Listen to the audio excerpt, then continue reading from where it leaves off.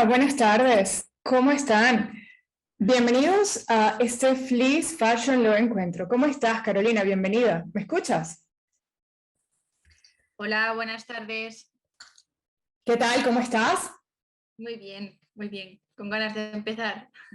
Me imagino, me imagino. Bueno, estábamos esperando que muchos de ustedes se conectaran. Bienvenidos. Retomamos estos Fleece Fashion Law Encuentros, que el último lo tuvimos en el mes de junio y bueno, nos tomamos unas merecidas vacaciones. Para todos ustedes, gracias por estar allí, gracias por seguir nuestros eventos. Recuerden que la idea es cada vez más profundizar y aprender sobre el derecho de la moda.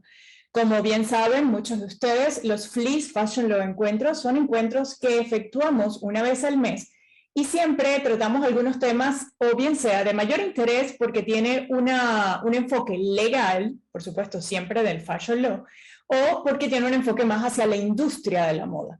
En Fleece tenemos la filosofía que para poder ser un buen abogado de moda tienes que conocer el negocio, tienes que entender cómo funciona la industria. Por ese motivo, en este Fleece Fashion Law Encuentro del mes de septiembre, vamos a enfocarnos en algo que es fundamental para la industria de la moda y tiene que ver con las colecciones de moda. En esta convocatoria para este Fleece Fashion Law Encuentro, le comentábamos que justamente el mes de septiembre se caracteriza porque vemos diferentes semanas de la moda, empezando por New York, que se activaron las semanas de la moda presenciales, y por supuesto, continuando con Londres, o mejor dicho, Madrid, luego vino Londres, luego estuvo Milán, y justo está culminando la Paris Fashion Week. Es evidente que para los amantes de la industria de la moda, para los abogados y las personas que nos estamos especializando en Fashion Law, es de bastante interés conocer cómo funciona este sistema por excelencia que es el especial, por así decirlo, o es el acto comunicacional número uno de las marcas de moda. De hecho, es increíble, pero el formato de las Semanas de la Moda ha permanecido casi inmutable a través de los años. Es un formato que, bueno, si bien es cierto, se discute un poco la necesidad de modificarlo, pero eso no va a ser el tema de hoy. El tema de hoy tiene que ver con el hecho de que muchos de nosotros admiramos la Fashion Week, admiramos todo lo que ella representa, pero muchas veces no sabemos qué hay detrás de todo este evento. En este Fleece Fashion Law Encuentro en particular nos vamos a enfocar en aquello que consideramos es fundamental en la Semana de la Moda y tiene que ver con la presentación de las colecciones. Cuando los diseñadores de moda o la marca en sí va a presentar y quiere dar a conocer al público, a los compradores y a la prensa especializada una determinada colección, uno de los instrumentos por excelencia es la Semana de la Moda. Entonces, en este momento vamos a hablar en qué consiste esta presentación de estos productos, qué es una colección de moda, y en este sentido nos va a hablar Carolina Herráez. Muchos de ustedes la conocen, otros probablemente no la conozcan de manera tan cercana, pero Carolina es una parte fundamental del equipo de Fleece. Ella es la editora de moda de la revista Fleece, Moda y Derecho al Día. Y bueno, es una persona que desde el punto de vista de los conocimientos de la moda siempre ha estado en Fashion Law Institute Spain, tanto en la escuela, con los alumnos y bueno, en definitiva, todo lo que tiene que ver con la parte enfocada más a la moda. Carolina siempre nos está ayudando, dando información y compartiendo sus conocimientos. Para los que no conozcan un poco el perfil profesional de Carolina, les voy a comentar. Ella es diseñadora graduada en moda en el 2016 por la Escuela de Moda ESNE, la Escuela Española ESNE, aparte de ser editora de Fleece Moda y Derecho al Día. Tiene varios años de experiencia trabajando en el sector de la moda para marcas españolas e internacionales. Ha realizado trabajos de diseño, comunicación y social media. Cuenta con un MBA en especialidad en moda por IMF Business School. Y bueno, por supuesto, colabora en la redacción de diferente contenido en materia de moda, tanto en la revista Fleece, Moda y Derecho al Día, y también en su propio blog de moda, que les recomiendo que lo visiten. Es un blog bien conciso con la información, aunque está en el idioma inglés. Mucha de esa información la pueden conseguir en español en la web de Fleece Moda y Derecho al Día, específicamente fleecemagazine.com. Bueno, no me extiendo más. Una vez introducida a Carolina, les voy a dejar con ella para que ella les hable en un primer momento, en esta primera fase, cómo es ese proceso creativo desde el punto de vista del diseñador de moda. Y luego vamos a ver de manera general las implicaciones legales que están envueltas en ese proceso creativo de una colección de moda. Bueno, Carolina, ahora sí, esto es todo tuyo. Bueno, muchas gracias por la presentación y, como ha dicho Antonella, bienvenidos a todos. Como comentabas, bueno, os voy a compartir una pequeña presentación para que todos podamos ir siguiendo un poco el desarrollo de este proceso creativo de cómo se desarrolla una colección de moda. Así que os lo voy a compartir y continúo con el speech.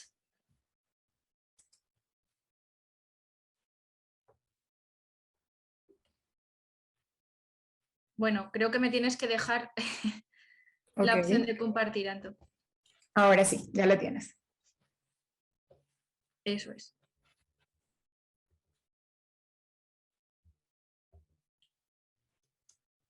Bueno, como ha dicho Antonella, estamos en septiembre, ¿no? Septiembre y febrero son siempre como los meses, por así decirlo, por excelencia, donde la moda tiene su esplendor, puesto que los diseñadores muestran todas sus colecciones en pasarela. Pero detrás de eso hay muchísimo más y hay un largo trabajo, que es lo que vamos a tratar en este Fashion Law Encuentro. Entonces, yo os lanzo una pregunta que es, si alguna vez os habéis preguntado cómo se lleva a cabo una producción de moda. Es decir, lo que vemos como por ejemplo en la fotografía que os he puesto, que es un desfile de la última edición de la Mercedes-Benz Fashion Week Madrid, estamos acostumbrados a ver el resultado final, pues bien sea en la pasarela o bien sea en la tienda cuando adquirimos la prenda o a través de los catálogos, pero esto solo es la punta del iceberg, por así decirlo. Y para que nosotros como consumidores podamos ver este resultado final tan bello o que nos guste o que nos ilusione, con el que nos sentamos identificados, hay un largo trabajo detrás. Bueno, quiero aclarar que es cierto que todo este desarrollo de una colección lleva mucho más tiempo del que creemos. Y la industria de la moda solemos trabajar con 9 meses de antelación. Entonces, como veis, es un proceso muy largo. Os he realizado un pequeño croquis para que entendáis un poco cómo nos ubicamos en tiempo y espacio para que las colecciones estén listas para los momentos claves que son los desfiles y la venta de la colección.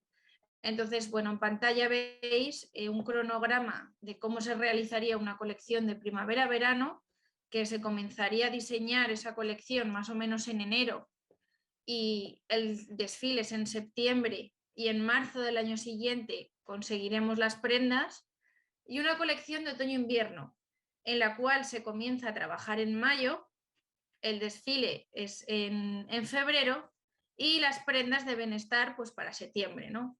Entonces, como veis, estratégicamente es un poco complicado porque si estás desarrollando prácticamente 2 colecciones a la vez, hay veces que ya no sabes si estás hablando de una, si estás hablando de otra. Entonces, este proceso creativo tiene que estar muy bien estructurado para no perdernos como creativos y como diseñadores en todo este proceso y que podamos cumplir con los tiempos. Sí que es cierto que este cronograma al que yo me estoy refiriendo es un cronograma de cómo trabaja la mayor parte de la industria, es decir, en un ciclo largo. Un ciclo largo porque son de 6 a 9 meses, como estáis viendo. Pero luego hay otras empresas que por su volumen de producción o por ser empresas que acaban de empezar o por ser empresas más sostenibles, pues este ciclo de producción no lo cumplen tan a rajatabla, pues porque bueno, cuentan con que son colecciones a lo mejor más pequeñas, no tienen que andar tan pendientes de los tiempos, entonces el ciclo cambia un poco. Pero lo que no cambia es el proceso creativo. El proceso creativo, seas una gran empresa que trabaje pues de 6 o 9 meses a una empresa pequeña en la que trabajes con un poco menos de temporalidad, el proceso creativo siempre es el mismo. Y lo solemos dividir en 3 partes. La fase de iniciación, la fase de creación y la fase de desarrollo. Os preguntaréis un poco que, bueno, estas 3 fases, ¿de qué consta cada una? Pues os lo voy a explicar brevemente porque tampoco vamos a profundizar en cada una. La fase de iniciación es un momento de reuniones, de investigación, es decir, de asentar lo que son los principios de lo que se va a ver en pasarela, de lo que va a ser la colección. Aunque parezca mentira, esta es una de las fases más importantes. Sinceramente, para mí es un poco aburrida como creativa. La parte divertida viene en las siguientes fases. Pero bueno, desde la parte empresarial y desde la parte del business es súper importante, pues porque bueno, aquí es como los cimientos de la colección, ¿no? Entonces se tiene que comenzar realizando un briefing, un análisis de tendencias, un cronograma, un mood board y una investigación. Bueno, estas son palabras un poco técnicas que igual alguno desconoce. Un briefing es, como para que os entendáis, una pequeña carpetita en la que se van haciendo pues análisis de mercado. Se tiene que mirar más o menos cómo está posicionada la marca, cómo está posicionada la competencia, a qué público objetivo nos queremos dirigir. Entonces, aunque es un poco más de la parte del business, es importante dejar un buen briefing hecho para que en ningún momento perdamos de vista el enfoque que le vamos a dar a la colección desde el punto de vista comercial. Porque pasa muchas veces que los creativos se nos olvida a veces que al final una colección hay que venderla, tiene que generar dinero, tiene que generar ingresos. Entonces es importante en este briefing asentar bien las bases. Después se realiza un análisis de tendencias, pues bueno, para ver un poco, puesto que la moda es un agente social, todos nos vestimos y van las tendencias, qué es lo que demanda la gente, por dónde se mueve, con qué colores nos sentimos más identificados, cómo nos sentimos, para poder dar también un poco de respuesta a esa necesidad.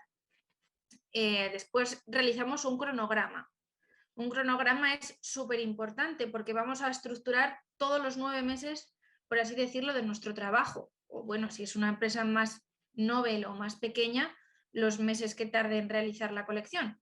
Pero el cronograma es fundamental y ese cronograma tiene que ir bien seccionado diciendo en cada momento qué es lo que se tiene que ir haciendo pues, para cumplir con los tiempos, porque si no te puedes tardar en uno mucho y en otro muy poco y que la colección se tambalee. Luego también se realiza un mood board. Un mood board, para aquellos que no lo conozcan, pues es como un panel creativo donde se recogen todas las ideas con las que se quiere transmitir en la colección. Es decir, es a un golpe de vista ver qué es de lo que va a hablar la colección y lo que como diseñador quieres transmitir. Y ahí pues se pueden ver los tejidos, se puede ver la carta de color, se puede ver las imágenes de inspiración. Entonces es muy importante hacer un buen mood board que hable por sí solo para explicar muy bien lo que es la colección. Aquí voy a hacer un pequeño añadido y es para todo el mundo que quiera saber más en profundidad qué es un mood board. Este año, desde la organización de la Mercedes-Benz Fashion Week Madrid, hicieron algo muy interesante, que era grabar pequeños vídeos donde los diseñadores explicaban su mood board. Entonces así podéis comparar el mood board y si luego realmente coincide con lo que se ve en pasarela. Es bastante interesante realizar este ejercicio. Y por último se hace una investigación. Una investigación pues no es nada más que profundizar en el tema. Pues al fin y al cabo, si por ejemplo hemos elegido inspirar la colección en cómo se refleja la luz, ¿no? Pues ese es un tema muy amplio. Es un tema tan amplio que necesitamos concretar y que nos vayan dando ideas de cómo reflejar ese concepto en la colección. Entonces, esta parte de inicio es un poco densa, pero es muy importante para las fases siguientes. La fase de creación ya es concretar esas ideas. Todo lo que hemos obtenido del mood board, de la investigación, del briefing, de las tendencias, es organizar la colección. Y aquí empieza a funcionar el cerebro creativo. empezamos a realizar los bocetos, empezamos de esos bocetos a ir definiendo la colección, se crea el plan de colección junto con las cartas de color y tejidos, empezamos a realizar las fichas técnicas, pues especificando cómo se tienen que producir los prototipos, se producen los prototipos y finalmente se llega al desfile. Entonces, como vemos, ahora mismo nos encontraríamos en este punto de las fases. Si paramos en el desfile, pues en lo que estamos viendo ahora, ¿no? En septiembre. Pues para que ahora en septiembre nosotros estamos viendo todo este despliegue de colecciones, las marcas llevan trabajando prácticamente desde principios de año. Entonces, bueno, como veis es un proceso muy largo y es un proceso muy largo que no termina aquí, que falta la fase de desarrollo. Es decir, ahora que como la marca ya ha explicado y ha mostrado su colección, nos toca el rol a los consumidores y nos toca el rol a la prensa. Es decir, en esta fase de desarrollo no solo se producen los prototipos, sino que también se fabrican los pedidos de las colecciones. Entonces es muy importante y juega un papel fundamental en esta fase de desarrollo que una vez finalizado el desfile, las marcas con los prototipos que han desfilado realicen un buen catálogo, unas buenas fotografías que bien vayan a vender online o vayan a vender en tienda física. Se hacen presentaciones de esas colecciones en showrooms y en prensa, pues para que pueda llegar al público, para que pueda llegar a las tiendas retail, y se van haciendo los pedidos. Si os dais cuenta, normalmente en septiembre y en febrero, que son los puntos claves de los desfiles, tanto de una temporada como de la otra, en septiembre de primavera-verano y en febrero de otoño-invierno, también se realizan las ferias comerciales donde los diseñadores venden a las tiendas de retail sus diseños.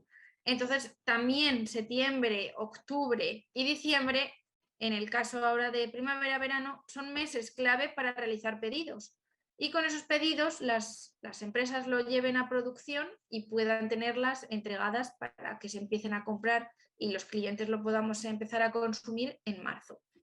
Con lo cual, pues bueno, veis que es un proceso muy grande, un proceso que tiene que estar muy bien estructurado y que a la vez es muy apasionante.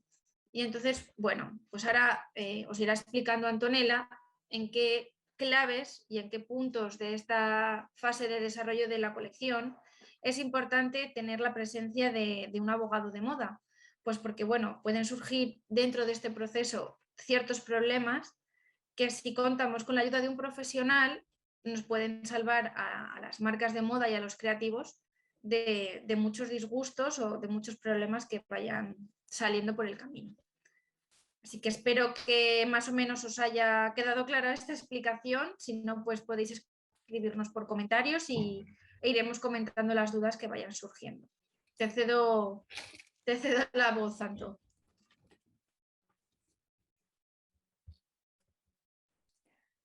Bueno, qué bueno. De verdad que para muchos de ustedes es increíble aquello que se ve tan simple y tan rápido en una presentación de 12 a 20 minutos, que es más o menos el tiempo que puede transcurrir en una presentación de un desfile, todo lo que hay detrás y todo el proceso que implica la creación de esos diseños o esos prototipos. Así que bueno, gracias Carolina por darnos un poco de luces sobre este proceso.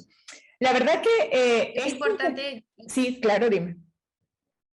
Nada, que digo que es importante visibilizar toda esta parte del trabajo porque parece que solo es el desfile, solo se piensa por el desfile y muchos de los consumidores solo pensamos en ese momento de sentarnos en el front row o en la pasarela, pero hay que valorar todo el trabajo que hay por detrás y toda la trayectoria que lleva y bueno, está bien que se conozcan estos pasos. Perfecto. Es que de hecho es increíble, pero muchas veces el negocio como tal, la magia, el brillo que implica el permanecer vigente desde el punto de vista de marketing para muchas marcas, es ese mensaje, esa fuerza comunicacional que tienen los desfiles de moda. las semanas de la moda, sobre todo las más conocidas, las más icónicas. Sin embargo, muchas veces, y cuando ya conocemos a mayor profundidad o en mejor detalle el negocio, se pueden percatar que hay casos donde ni siquiera esa colección que fue presentada en la pasarela está disponible en las tiendas, no está en venta. Muchas veces esa espectacularidad de un diseño, y a veces se muestran como imposibles de usar, es eso, es un mensaje, es una comunicación. Pero más allá de esto, más allá de ese mensaje o esa campaña de marketing que representa un diseño, o mejor dicho, una colección, en este momento, en este Fleece Fashion Lo Encuentro, vamos a enfocarnos, teniendo una idea base, por así decirlo, sobre lo que implica estos eventos de moda. Ya conociendo un poco el proceso que implica, como abogado les puedo sugerir lo siguiente. Cuando vamos a atender un cliente de moda, tenemos que tomar en cuenta, y ya lo saben muchos de ustedes que se manejan en el sector, no todos los clientes trabajan de igual forma. La moda como tal está muy fragmentada, la moda como tal está muy sectorizada, por así decirlo, y no todos los clientes tienen las mismas necesidades ni la manera de proceder. De hecho, Carolina ha explicado un poco allí que hay dos tipos o hay dos tiempos, hay lapsos cortos y lapsos más largos, pero nos vamos a basar en esta adaptación, nos vamos a basar de manera generalizada. Cada caso particular, y va de parte de ustedes analizar cuáles son las necesidades propias de vuestros clientes. Eso es fundamental. Cada vez que vamos a atender un cliente, y es parte del por qué el abogado que se especializa en el sector de la moda es necesario en el sector, es porque debe primero conocer cada una de las diferentes facetas o necesidades del cliente, y segundo, debe ajustarlo. Entonces, en este momento, tomando como base lo que nos contaba Carolina sobre el proceso de creación de una colección de moda, que es bastante generalista, quiero de igual manera que ustedes se trasladen en lo siguiente. Si yo voy a hacer como una especie de diagnóstico para asegurarme que mi cliente, dentro de todo este proceso, tenga toda la documentación necesaria que resguarde y proteja su negocio, porque nosotros en Fleece creemos que el mayor valor que puede hacer un abogado de moda es generar una cultura preventiva en nuestros clientes, en el negocio de la moda. Porque el diseñador, la marca de moda, como va tan rápido, realmente su presupuesto, su energía están más enfocadas en generar las colecciones, en vender sus colecciones, en estar presente en la memoria del consumidor y no estar en tribunales resolviendo pleitos relacionados con sus diseños de moda. Por ello es fundamental tener esa cultura preventiva. Para tener esa cultura preventiva, lo primero que voy a hacer, bueno, ver cuál es el esquema que tiene mi cliente dentro del cual él desarrolla una colección de moda. A grosso modo, aunque Carolina nos comentó, quiero explicarles o comentarles qué se dice que es una colección. Una colección de moda se define como un surtido de prendas de vestir o accesorios o productos que están asociados y que están vinculados de una manera definida. Esta vinculación puede llevarse a través de una combinación de factores que pueden ser la temporada, pueden ser una determinada silueta que predomina en esa colección, puede ser un esquema de color, una historia o un tejido. Otra vez, un proceso de fabricación específico. Esto que les acabo de comentar es importante que lo tengan en mente porque cuando vayamos a hacer, por ejemplo, una protección de un diseño de moda a través del diseño industrial, que es una de las opciones para proteger, es la más idónea de hecho, teniendo esto en mente que podemos proteger un conjunto de diseños considerando que dicho conjunto pertenece a una determinada colección. Se puede considerar que es del mismo género y eso nos permite hacer un registro de los diseños o la totalidad de esos diseños de esa colección sin tener que generar un registro para cada uno de los diseños. Bueno, aquí me he adelantado un poco, pero quería conectarles o relacionar un poco cuando hablamos de la definición de una colección de moda para que lo llevemos a nuestro concepto de abogados. ¿Cuál es la importancia o la relevancia que yo entienda y traslade en su momento en la práctica lo que es una colección? Por otra parte, hay que señalar que existen otros elementos, aparte de una colección, que pueden asimilarse y que pueden tener un número determinado y no necesariamente el número completo de una colección. Puede ser, por ejemplo, una línea. Cuando hablamos de una línea, representa una gama de productos que, de igual manera, describen una agrupación más específica de prendas de vestir.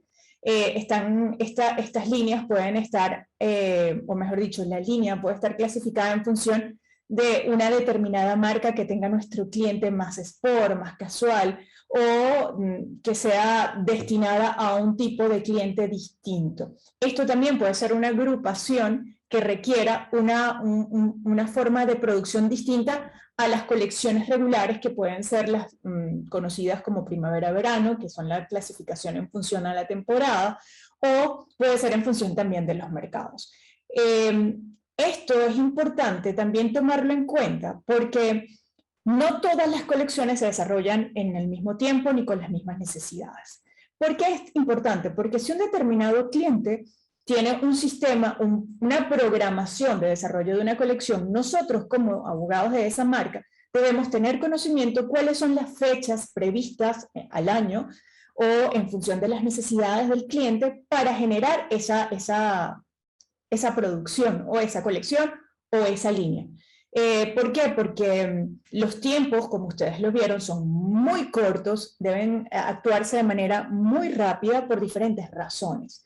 Una de las circunstancias fundamentales, el por qué la moda es distinta a cualquier otro negocio, y es una de las características esenciales de esta industria, es la temporalidad. La moda va en función de las tendencias, de los gustos, incluso de lo que ocurre a nivel social, político y económico en una determinada época y en un determinado mercado o determinado país. Esto tiene relevancia porque si nosotros tenemos contratado una tercerización de producción, si tenemos contratado los suministros, si tenemos contratada la comunicación o cualquier tipo de servicios que tengamos contratado, evidentemente esta contratación debe obedecer a unos lapsos muy cerrados, a unos lapsos muy cuidados, porque de nada nos sirve si no observamos estos lapsos y sobre todo, más que la observación, el establecer cláusulas suficientemente claras que nos permitan o resguardarnos nosotros como marca o diseñadores, resguardarnos ante nuestros clientes, bien sea una marca o una cadena de tiendas a la cual distribuyamos dicha colección, o bien sea una tienda multimarca o cualquiera que compre nuestro producto, nosotros debemos apegarnos a lo que se establezca los lapsos de entrega. No es que podemos entregar cuando esté listo el producto o cuando tenga bien el proveedor de la confección entregarnos el producto.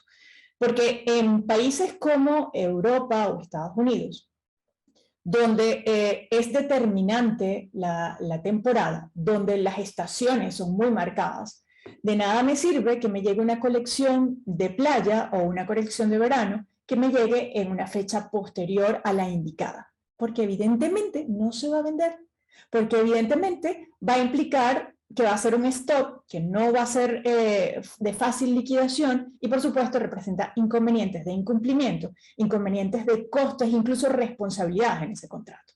Por ello, nosotros en nuestro esquema de trabajo, cuando vamos a asesorar, vamos a determinar, hacer como un mapa mental. Bueno, este determinado cliente realiza 2 colecciones al año. Esas 2 colecciones son por temporada, primavera-verano, otoño-invierno, o son simplemente líneas que genera una línea Sport, que la genera en determinadas fechas, una línea prêt-à-porter, una línea no vamos a llamar alta costura, porque sabemos que la alta costura es una denominación muy específica, pero pudiéramos hablar de vestidos de fiestas, o vestidos para novias, o vestidos para una época determinada del año. Porque, como ustedes bien saben, muchos de ustedes están en diferentes países y no pudiéramos generalizar que nuestros clientes inicialmente se vayan a guiar por temporadas de estaciones.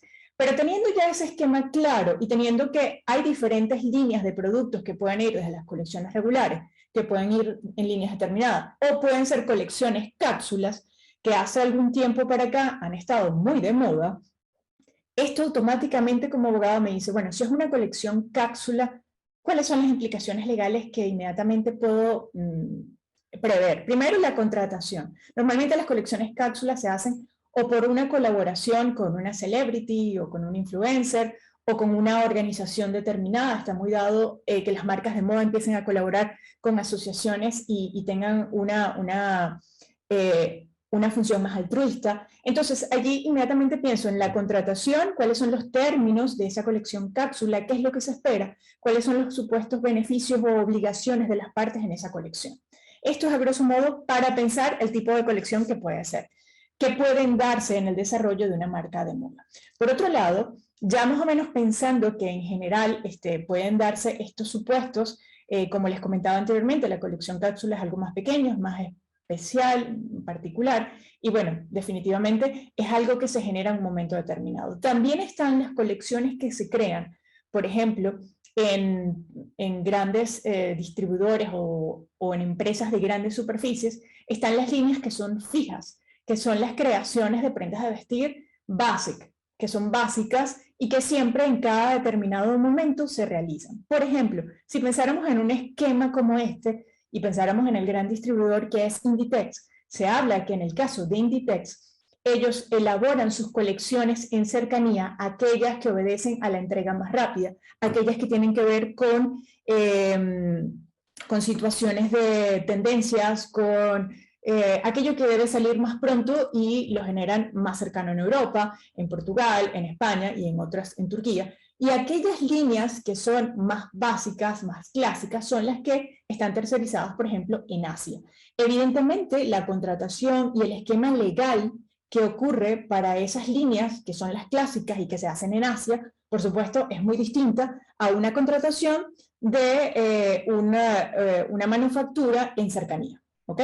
Ya allí, por ejemplo, Inditex como tal, desde mi punto de vista, no es el mejor ejemplo porque evidentemente siendo el que tiene el poder, por así decirlo, siendo la fuerza económica que tiene un productor como Inditex, evidentemente las condiciones deben ser puestas por él. Pero si es un pequeño productor o un mediano productor que produce en Asia, normalmente lo que ocurre en estos casos son contratos ya preestablecidos. Son contratos que se generan en un momento determinado como marco y que debemos conocerlo muy bien y conocer los lapsos. Sobre todo establecer, y allí es importantísimo, establecer un segundo escenario, un plan B. Es un hecho público para muchos de nosotros que incluso las empresas y las grandes marcas tuvieron inconvenientes que hasta el día de hoy se siguen generando para obtener en tiempo las producciones de estas líneas base. ¿Por qué? Porque a raíz de la COVID, evidentemente no se cumplieron el lapso, evidentemente aún sigue lastrándose un problema relacionado con la contratación, con que muchos de estos trabajadores en Asia están sufriendo situaciones complicadas de salud y evidentemente hay marcas como H&M y como Nike que se habla de que tienen problemas en los suministros. Entonces, ojalá nosotros pronto podamos ser abogados de marcas como esa. Pero de igual manera, si nuestros clientes son más pequeños, si son clientes que requieren de pronto una producción pequeña en cercanía, es importantísimo, y en esto quiero recalcar, la importancia de que exista un contrato en la producción. Es decir, esto que habló Carolina es una mínima parte de lo que es el proceso de esa prenda de vestir que vemos en un establecimiento. Cuando se desarrolla ese proceso creativo, que tiene unas implicaciones legales bien interesantes, es la primera parte y que es importante. Pero lo fundamental es posteriormente, tiene que ver con la distribución de esa mercancía una vez seleccionada, la colección que en definitiva se va a comercializar, porque incluso muchas veces los diseños, como ya se indicó, los diseños que se hacen en un momento determinado no significa que necesariamente son todos los que se van a producir y se van a poner en venta. ¿Por qué? Porque para eso está el desfile. El desfile, la Fashion Week, ¿qué es lo que hace? Aparte de ser bien entretenida para muchos de nosotros y aparte de seguir reafirmando en el mercado a las marcas de moda y manteniéndolas en la palestra, implica que los compradores van a ver el tipo de producto, la propuesta que hace el diseñador. Y lo que realmente le interesa es lo que va a representar esa escayola de prendas que se van a pedir. Por ejemplo, esa solicitud que hagan los compradores va a ir en función de sus necesidades, del mercado, de lo que les parezca, en fin, son muchos factores. Entonces, una vez que ya en función, y eso tiene que ver un poco con los esquemas de producción que han variado a lo largo de los años, pero pensando un poco que la producción se va a hacer, y es lo que nos ha enseñado grandes distribuidoras como puede ser la misma Inditex, donde antes lo que había en el mercado era lo que los diseñadores o lo que en cierta manera quienes manejaban las marcas de moda decían que debía estar en el mercado. Cuando irrumpe Inditex y dice, mira, es que yo veo qué es lo que está comprando la gente, es que yo veo qué es lo que tiene más salida, es que yo veo lo que está pidiendo la gente y es lo que voy a producir. Esto ha hecho que con mayor razón el esquema de producción haya cambiado y se hace en función, en primero, de la expectativa de lo que quieran los compradores y segundo, lo que el mercado vaya pidiendo o vaya exigiendo. En este sentido, las redes sociales, la intermediación y la comunicación globalizada que tenemos hoy en día está jugando un papel muy importante. Entonces, para no seguir extendiéndome porque es un tema bastante extenso, volviendo al esquema, les comentaba, entonces yo lo que voy a pensar, bueno, ¿cuál es el esquema de trabajo de mi cliente? Porque puede darse que sea un diseñador unipersonal, lo que llamamos aquí en España un diseñador que genera moda de autor. El que hace moda de autor y que va en pequeño, normalmente va a ser lo que antes se conocía como la alta costura. Cuando nació la moda como negocio, lo que conocemos la alta costura, sin pensar en la denominación como tal, era eso, la clienta que quería un modelo que lo veía, le gustaba y quería ese modelo para ella y era hecho especialmente para ella. Muchos de lo que implica la moda de autor en España particularmente, y sé que en Latinoamérica también, son diseños que se generan con muy pocos números de prendas, es decir, una pieza o dos piezas, a lo sumo lo base, 3 piezas, y es hecho a medida. Si mi cliente es ese tipo de cliente, evidentemente la producción es mucho más pequeña. Es una producción que de pronto es más cercana. Es una producción que desde el punto de vista legal lo que tengo que percatarme, uno, es en la contratación. ¿Qué tipo de contratación requiero? Evidentemente, si es un taller, a las modistas, las personas que van a hacer su trabajo. Aquí es importante considerar lo siguiente. Normalmente este tipo de trabajos son hechos por gente muy cualificada, por gente, bueno, refiriéndome a lo que es el trabajo o la moda hecha a medida, no así cuando es hecha a gran escala, que es otro esquema, ¿no? Cuando es hecho a medida, por supuesto, si yo soy una pyme y contrato a un determinado diseñador, debo considerar cuáles son las reglas o cuál es el esquema de contratación que tengo con ese diseñador. Es diferente si yo soy un diseñador unipersonal y genero mi propia colección. Entonces, en función de esos esquemas, voy a hacer, uno, si es un diseñador unipersonal, ¿qué es lo que necesita? ¿Cuál es la contratación inicial que debo hacer? En este caso, se me ocurre que en principio son con los proveedores. ¿Quién va a proveer la materia, es decir, los textiles, tal como comentó Carolina? Recuérdense que los lapsos del área textil es distinta a lo de producción de moda. Se hace con mucha antelación y se habla incluso de 2 años previos. Si hay, por ejemplo, un diseño de una determinada tela, un determinado textil, un determinado estampado, los tiempos son diferentes. Es más, una de las opciones que se han dado para proteger a los diseños de moda como tal es a través de proteger por derechos de autor ese estampado textil. Cuando yo genero un diseño en particular y que quiero que mi colección lleve ese diseño en particular, eso me permite proteger a través de ese estampado, me permite proteger a través de los derechos de autor. Entonces aquí ya en ese escalón de ese esquema que me estoy elaborando como abogado, pienso, bueno,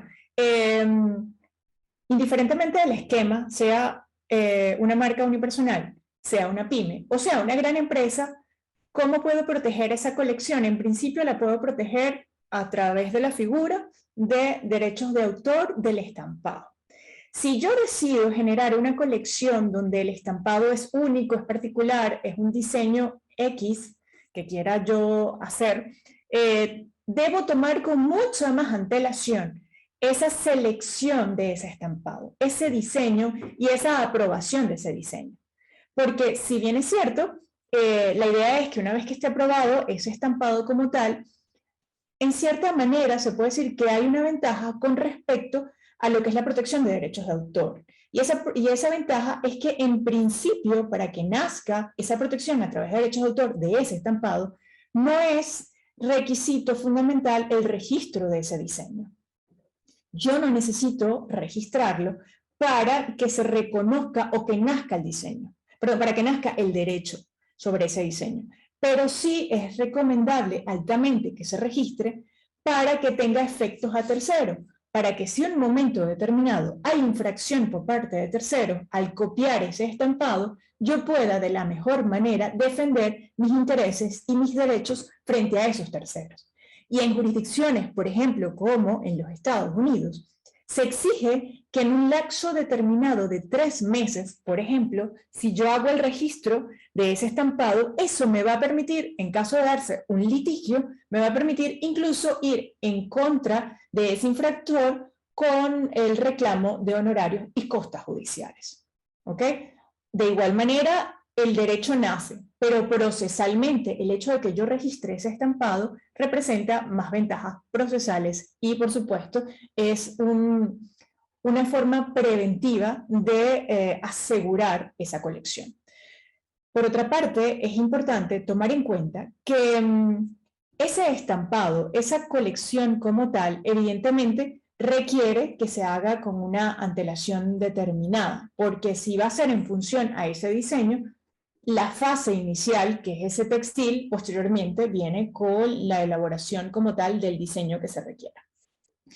Por otra parte, si quisiéramos pensar en otra forma de protección, y ya para cerrar esta parte de proteger y ampliar un poco al esquema que quiero que se trasladen del proceso de los aspectos legales de la colección o del desarrollo de una colección, tiene que ver con la forma de proteger a través del diseño industrial.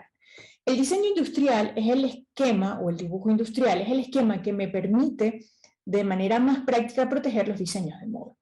Cada legislación, por supuesto, tiene una forma distinta. Sin embargo, tenemos la ventaja que en materia de propiedad industrial y en materia de propiedad intelectual, si habláramos de derechos de autor, son el esquema legislativo más homogenizado a nivel internacional. Sin embargo, tenemos que confirmar o chequear en función de dónde sea nuestro interés, de dónde se esté desarrollando esa colección y dónde la quiero proteger, verificar qué es lo que me piden, cuál es el proceso en particular de esa jurisdicción para yo proteger esos diseños.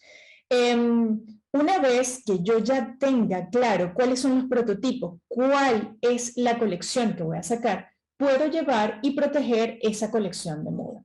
Puedo proteger a través de una sola solicitud, hasta, en el caso de España, hasta 50 diseños diferentes. Realmente el coste no es muy alto, no es un coste en principio que requiera de una gran inversión.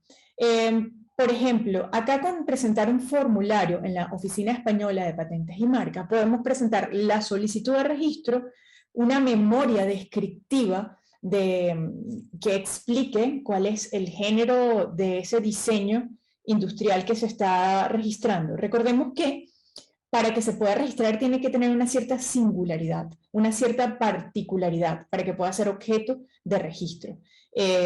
Por supuesto, esa novedad, si bien es cierta, la ley no es del todo absolutamente clara con lo que se considera novedoso, pero es importante analizar si mi colección es algo muy básico, evidentemente, no está en el criterio legal de registrar como diseño industrial si no aporta ninguna novedad.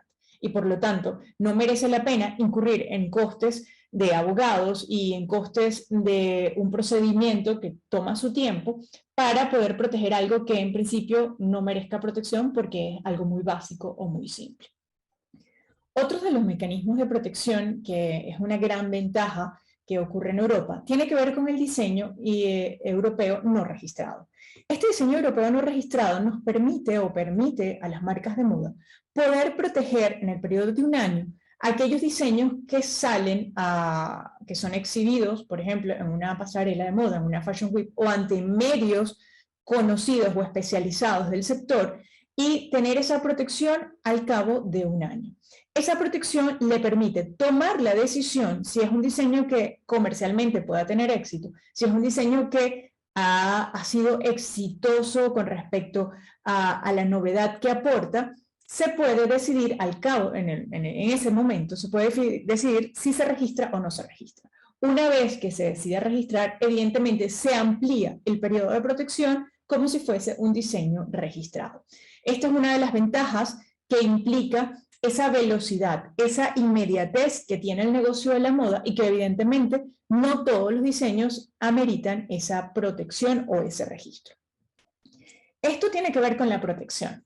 Recordemos que en función a las necesidades de cada uno de nuestros clientes, puede que no requiera que sean protegidas todos sus diseños, no requiere que sea protegida cada colección.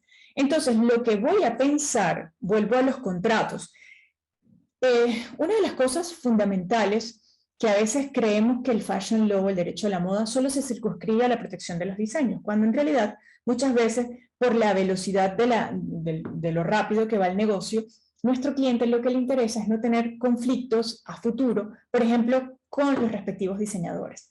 Si yo represento una pyme, una marca de moda, que tiene un equipo de diseño, que tiene diseñadores a cargo, que tiene diseñadores contratados para generar una colección, lo que llamaríamos un departamento de producto, una de las cosas que yo pondría la lupa allí es que el contrato de servicio, si es un contrato de servicio o es un contrato laboral a tiempo indeterminado, es fundamental en ese departamento de diseño, quien me genere el diseño del estampado, quien me genere el diseño de la colección, que tenga una cláusula donde se establezca la cesión de los derechos de autor de los diseños que él genere. Porque si bien es cierto, en los últimos años se ha discutido la conveniencia o la practicidad, por ejemplo, que los diseños de moda sean protegidos por derechos de autor. Esto es un asunto de mayor complicación si lo quisiéramos pensar por lo que requiere para tener esa protección. Pero indiferentemente que en un futuro yo pretenda proteger por derechos de autor una prenda a vestir, yo como marca a mis diseñadores, bien sea diseñador de moda o diseñador gráfico que me hace el estampado, yo debo establecer una cláusula de cesión de esos derechos de autor, de ese diseño que evidentemente él me genera en las horas de trabajo, que me genera, por supuesto, en cumplimiento de una determinada asignación, que me genera en cumplimiento de un determinado proyecto. Una de las cosas que está muy clara en ese sentido es que lo que genere un determinado diseñador y que no tenga relación con su actividad de trabajo no tiene por qué hacer una cesión.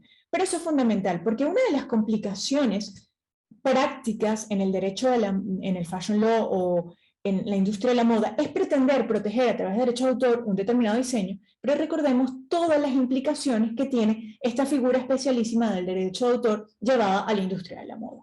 Entonces, una de las cosas que yo debo asegurarme es que exista esa cesión y que, por supuesto, una suficiente explicación, por así decirlo, o unas cláusulas claras relacionadas con aquellos derechos que tiene el autor sobre su obra, que por supuesto son intransferibles y son irrenunciables.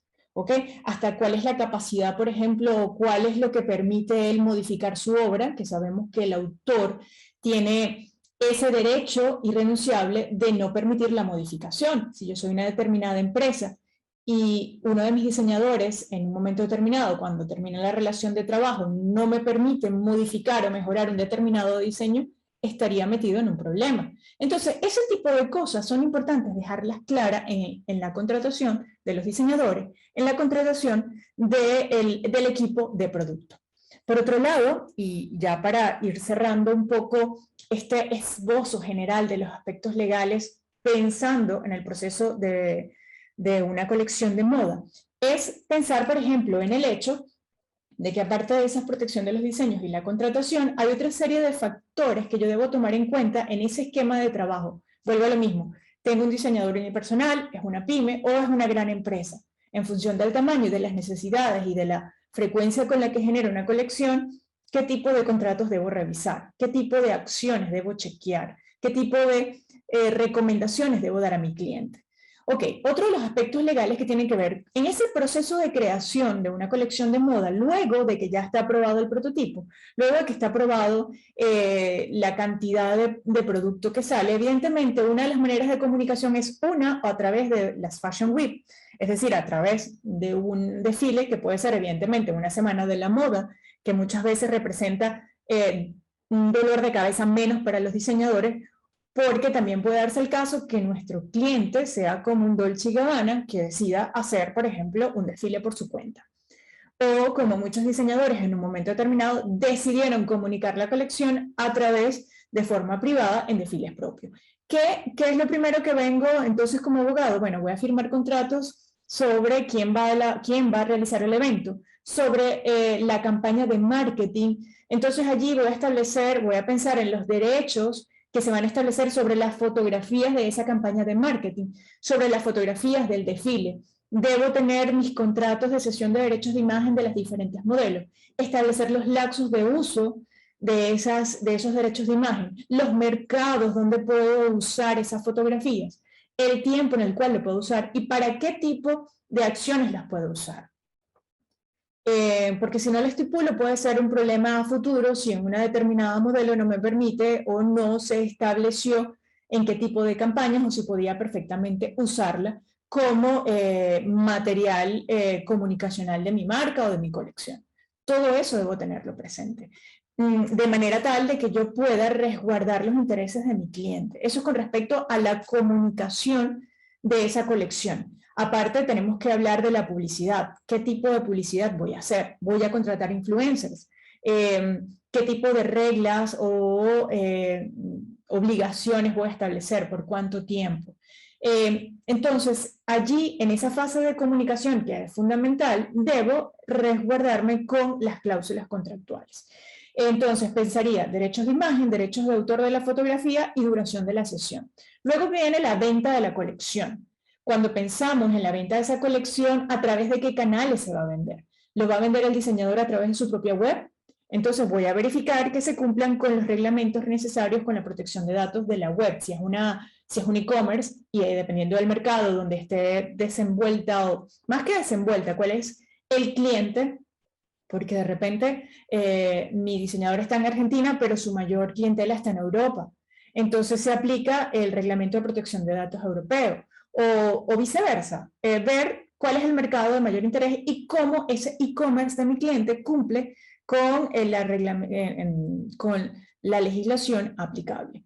Si no es a través de una web, sino por canales de distribución, pensaría en la contratación de distribución, si es a través de licencias, si es a través de empresas o tiendas multimarca que cada vez están menguando más y tienen menos protagonismo, pero siguen existiendo. Ese es el tipo de cosas que nosotros tenemos que prever a nuestros clientes. Una de las cosas importantes por las cuales muchos diseñadores que desarrollan lo que llamamos moda de autor, lo que les decía, aquellos diseños que son más a medida y quieren dar el salto a vender a grande superficie o vender en mayor escala, es que no tienen la estructura para responder en los tiempos necesarios.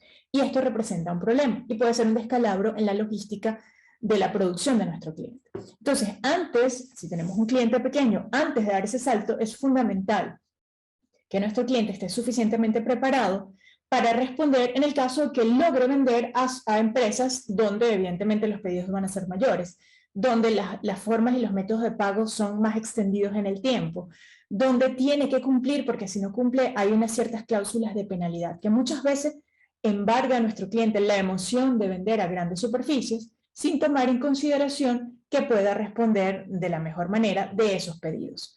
Y no sería el primer caso donde lamentablemente se compromete en hacer algunas ventas determinadas y no puede cumplir. Esto me trae a la memoria, hay un artículo bien interesante que en la revista Fliss Moda y Derecho al Día, creo que es número 3 o 4, no lo tengo muy claro, pero si a alguno le interesa, posteriormente nos escribe y la podemos enviar, incluso obsequiar esa revista. Hay un artículo bien interesante que nuestro querido Emilio, que por cierto le mandamos saludos desde acá, porque hoy tenía asuntos familiares y lamentablemente por ese motivo no está con nosotros hoy, pero estará con nosotros mañana en la Fliss News. Él desarrolla un artículo que se llama El purgatorio de la moda y habla de cómo muchas marcas de moda a lo largo de los años, que fueron muy exitosas, de pronto tuvieron tanto éxito y de la noche a la mañana se descalabraron económica y financieramente. Y él comenta con casos particulares de diseñadores ya antiguos que eran referentes de moda española, cómo el éxito de vender a grande superficie también fue motivo del fracaso. porque habían diseñadores que lograron incluso vender a grandes superficies norteamericanas y no tenían infraestructura y no tenían posibilidad de cumplir en los lapsos establecidos. Y esto representó, por supuesto, un fracaso total. Entonces, el tener esa visión, porque yo considero, y la filosofía que manejamos en FLIS, es que el abogado no es solamente un abogado que va a ser reactivo. El abogado tiene que ser un estratega legal, tiene que saber cómo funciona el negocio y cómo va a dar valor agregado a su asesoría para que al cliente le vaya bien. Porque si mi cliente logra prever situaciones, si mi cliente logra resguardarse de posibles peligros dentro de lo que cabe, evidentemente hay situaciones que son inevitables, ese cliente va a tener éxito y yo como abogado voy a tener éxito. Entonces, en esa función, siempre desde FLIS vemos al fashion lawyer como ese abogado estratega que debe pensar y debe asesorar al cliente en función de que pueda llevar a buen término, a buen puerto, ese tipo de negocios. Entonces, parte de ver los aspectos legales del desarrollo de una colección también tiene que ver con esas situaciones financieras o de logística o procesales. ¿Y qué es lo mejor que puedo hacer si mi cliente no tiene la capacidad? Buscar quien le provea, buscar esos talleres de costura que le puedan cumplir, buscar esos talleres y, ojo, recuerden que es fundamental establecer condiciones de entrega de trabajo y qué se considera, cuáles son las exigencias de entrega de ese trabajo, porque la marca y la buena reputación del cliente está, y la imagen está en que esos contratos establezcan y que esos proveedores que me hagan, esos talleres que me hagan y desarrollen la colección, lo hagan en los términos de calidad que la marca requiere y que requiere mi cliente. No sé si ustedes recuerdan que hace unos años atrás hubo un conflicto interesante donde Calvin Klein decía que hubo una demanda importante porque en uno de los contratos de licencia su licenciatario generó un producto que no se acercaba a la calidad por la cual caracterizaba la marca y evidentemente rechazó por completo toda una colección. Entonces, ese tipo de cosas tenemos que preverlas. Esto con respecto con la contratación. Si yo voy a hacer una contratación con grandes superficies y mi cliente obtiene un contrato jugoso e importante donde me compran la colección completa, establecer los lapsos de entrega, establecer qué ocurre con las devoluciones, aquello que no se liquide, qué se va a hacer, cómo va a ser la logística inversa. Yo debo prever también con mis proveedores qué voy a hacer con ese stock que no tenga. Vuelvo a lo mismo, dependiendo de la estructura de mi cliente puedo prever y si no lo tengo previsto porque no tengo el suficiente tamaño o la estructura, buscar quién me preste ese servicio. Aquí me pareció interesante, y no lo tengo disponible, pero vamos a colocarlo después en la web. Me pareció interesante que hoy en día la moda está en una condición donde es más flexible en ciertos aspectos. Por ejemplo, a mí me llamó mucho la atención que en la colección Primavera-Verano 2021, que se presentó el año pasado de Dolce & Gabbana, si ustedes ven la colección, es una colección que se realizó con restos de textiles. Es una mezcla de todos los productos y todos los diseños, una mezcla de telas. En un primer momento a mí me chocó, y yo digo, qué curioso. Pero evidentemente, ¿qué fue lo que hizo Dolce & Gabbana? Después de venir de un año en pandemia, después donde tienen un stock increíble de tela, después de donde no salió la producción, ellos generaron una colección donde agarran todos esos trozos de material, todos esos y generan una colección nueva. Hoy en día, nuestro cliente, pudiéramos asesorarle que incluso desde el punto de vista comunicacional, desde el punto de vista marketing, si yo tengo un gran stock, que debo pensar, o qué hago con ese stock, o la contratación de un tercero que me maneje en una superficie ese stock, ¿por qué no hacer uso de esos materiales que me sobran o que me quedan y hacer una campaña de upcycling, que hoy en día está muy bien visto? Y no incurrir en errores comunicacionales como fue en el caso de Burberry, cuando hizo una quema importante de stock porque sencillamente las marcas de lujo deciden, en lugar de llevar a rebajas esos productos, deciden deshacerse de ellos para que no baje el prestigio de la marca. En fin, son muchos aspectos que lleva la producción de una colección de moda, que al final ya no es solo el éxito de lanzar la producción y que esté en venta, que es lo que realmente es exitoso, que esa colección se venda. No que sea muy vistosa y que haya gustado mucho en la pasarela, sino que llegado el momento se venda la colección.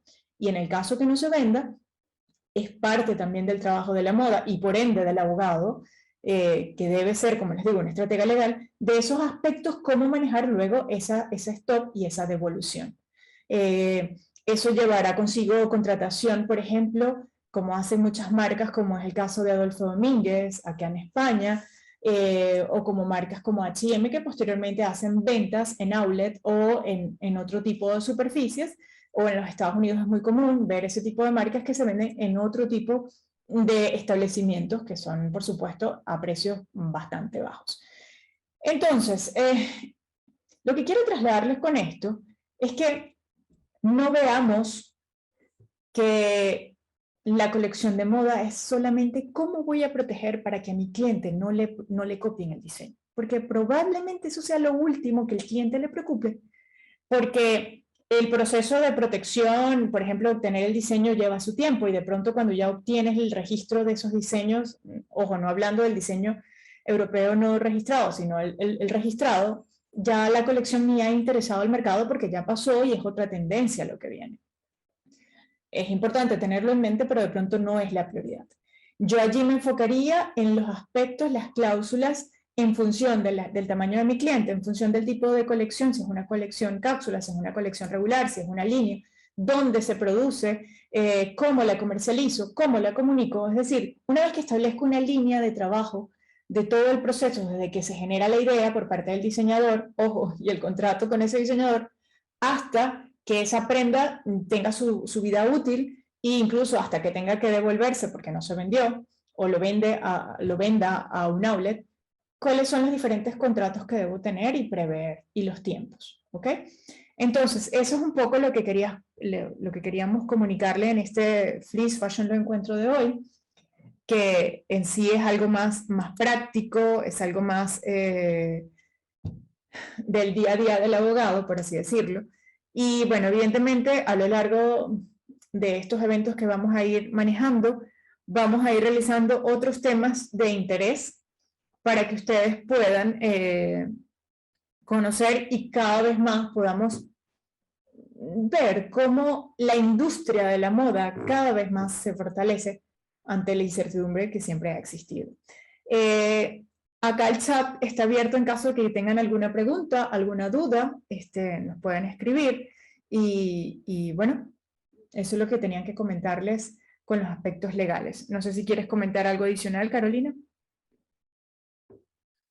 Nada, simplemente hacer bueno, una pequeña aclaración cuando hablabas pues, de las grandes firmas, ¿no? Un poco del fast fashion, que claro, su desarrollo creativo es 3 veces más rápido que el que hemos explicado, puesto que ellos tienen un deadline no de 6 meses como septiembre o febrero, sino de que cada 3 semanas están produciendo algo nuevo. Entonces, bueno, que todos esos procesos se ven acelerados. A lo mejor tienes 3 días para buscar las tendencias, 1 y medio para realizar los bocetos, 5 para las fichas técnicas y ya está en producción. Entonces, bueno, que hay que tener muy en cuenta, como bien has dicho, cómo es tu cliente, es decir, cómo es el diseñador o cómo es la firma o cómo es la marca, para adaptarte también un poco a su ritmo. Solamente quería aclarar eso. Y que bueno, que igual parte, con las marcas que trabajan más lentas, es decir, con las marcas pues a lo mejor de moda sostenible o marcas que tienen una producción muy reducida o como has dicho, más bien de básicos con alguna pequeña tendencia. Pues bueno, es muy importante entender todo este proceso creativo y cómo se desarrolla para adaptarse luego a las necesidades que se necesiten y que el diseñador también necesita. Pues porque como ya he dicho muchas veces como creativos, luego cuando ya tenemos el problema encima es cuando decimos, ay cielo, si yo hubiera tenido a alguien que me hubiera asesorado. Bueno, pues es un poco esa conjunción que desde Fleece siempre intentamos reflejar la importancia de ir de la mano del diseñador. Tal cual. De hecho, resulta interesante y ya es como una reflexión que hago en un colectivo, es que Yo pienso que al cabo de incluso el año que viene y los próximos años, esto de generar colecciones va a cambiar, ¿no? Se viene hablando de hace algunos meses atrás cómo la industria de la moda está pidiendo un cambio. De hecho, nuestro primer evento de estos Fleece Fashion Law Encuentro de este año 2021 fue justamente sobre eso, cuando hablábamos del rewiring fashion, donde es tratar de modificar ese esquema de producción de colecciones, de presentación, en fin, porque muchos diseñadores hablan un poco de que es impráctico. Sin embargo, esto creo que al cabo del tiempo se va a modificar. Por ejemplo, a mí me llamó mucho la atención y les invito a quienes no lo hayan visto, por ejemplo, si quieren ver alguno de los desfiles de la recién terminada Semana de la Moda de Nueva York, que se hablaba de la alegría de volver a la pasarela, de la alegría de hacer un evento presencial, me llamó mucho la atención y creo que es la única que lo tiene. Es que cuando tú tratas de ver el vídeo de alguna presentación de un diseñador, inmediatamente debajo de la pantalla está disponible el producto y la venta. Lo puedes comprar de forma inmediata en el momento que lo estás viendo. Eso yo diría que es más un see now buy now, porque el see now buy now te permitía a los que presencialmente estaban allí o iban a la tienda, pero acá nosotros de donde estamos podemos perfectamente ya comprar de forma inmediata eso que estamos viendo en la pasarela. Entonces, eso evidentemente me habla de un proceso de producción diferente incluso, porque habla de que el diseño, debe haber un tiempo, un lapso de entrega, pero me habla de que el diseño tiene que estar producido en Habría que ver si a lo mejor han hecho un pequeño stock, es decir, en el proceso en el que se han realizado los prototipos, si ese prototipo se ha probado, sienta bien, que también hay, no solo hay modelos de pasarela, también existen los modelos de fitting, es decir, son modelos pues con cuerpos más estándares, más parecidos a los de la población, a los que se les va probando para ajustar, para entallar medidas. Y pues a lo mejor hay firmas que han decidido hacer un pequeño estocaje, es decir, vamos a arriesgar a tenerlo ahí producido y fabricado y si le gusta en la pasarela lo puede comprar. Bueno, pues son maneras en las que vemos cómo va evolucionando un poco la industria. Y a lo mejor luego otra opción es que tú lo veas y lo pidas y te tarde en llegar X tiempo. Por eso, bueno, habría que revisar bien cómo es el pedido. Es decir, una vez tú clicas en ese enlace de comprar, imagínate ese pantalón que te ha fascinado, ver si te lo entregan en lo que tarda en llegar desde, pues imagínate, si la firma es de Nueva York, lo que tarde de Nueva York a España, o si tú estás haciendo una pre-reserva de ese pantalón y luego te lo mandan, habría un poco que ver cómo... Sí, efectivamente, desconozco cómo funciona el mecanismo porque no hice la compra a uno de los productos, pero me pareció bien interesante. Nunca debemos olvidar que el conocer y entender la moda es entender que es un negocio. Muchas veces el fracaso de muchas marcas es porque no logran conjugar esa unión que debe existir entre el arte, la creatividad, entre la magia, porque yo sé que los que nos gusta la industria de la moda, empezando por los propios diseñadores, para ellos es magia el crear y aman lo que hacen. Eso no debe estar discutido, no debe estar peleado con los aspectos comerciales, con lo que pide el mercado, con lo que efectivamente una marca pueda precisamente producir. Y allí hago alusión justamente a uno de los conflictos que hemos visto en la práctica, que muchas veces ocurre con estos diseñadores que son marcas homónimas o que son diseñadores que en un momento determinado venden su marca a un conglomerado o a un inversionista. Los mayores conflictos que se generan es porque el inversionista tiene una visión muy comercial de cómo debe ir la marca y el diseñador tiene una visión más idealista, más diferente. Que entonces cuando no se conjugan esas dos visiones, y eso es parte de lo que deben también, y nuestros alumnos en Fleece Fashion Law School, de hecho lo ven y lo analizan con casos prácticos, es que muchas veces incluso en la contratación de los diseñadores debo establecer esas cláusulas, porque los conflictos llegan y nada más pongan en la prensa, en Google, sin ir muy lejos, diseñadores que han tenido conflictos con los inversionistas de sus marcas porque sencillamente no hubo una armonía con respecto a esos dos elementos, la parte comercial y la parte artística. En ese sentido, vuelvo otra vez como abogado, establecer una cláusula. Si un diseñador determinado vende a un grupo económico o vende a un inversionista, ¿cuáles son los límites y el alcance que esa creación de esa colección, primero si va a ser el director creativo de la colección, qué implicaciones tiene? Segundo, ¿cuáles son los límites y alcances?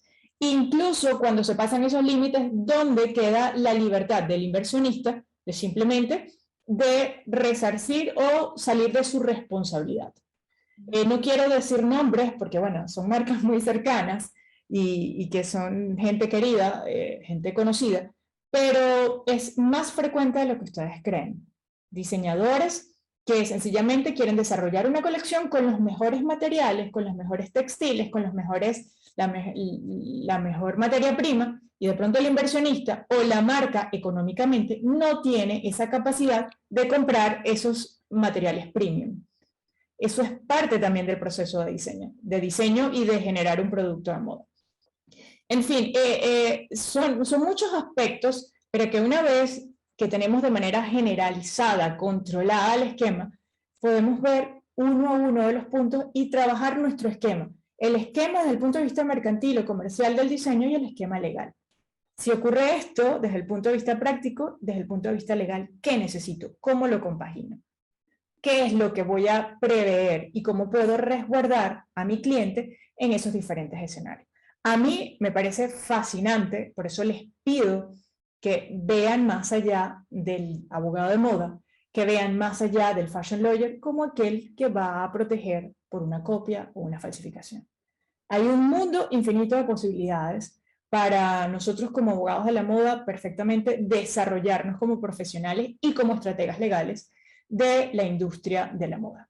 Bueno, no me extiendo más porque una de las cosas que, como un propósito de año nuevo que nos hicimos en este regreso del verano, en estos Fleece Fashion Encuentro, hacerlo corto, conciso, porque de lo bueno poco, y bueno, sencillamente quisiéramos comentar que si quieren profundizar, quieren saber mucho más del fascinante mundo del proceso de creación, justamente en los próximos días, en los próximos meses, en nuestra plataforma, va a estar disponible la información de un curso, uno corto y otro un poco más largo y más profundo y especializado sobre todo lo que es este proceso de diseño, todo lo que implica con esas dos visiones que les estoy comentando.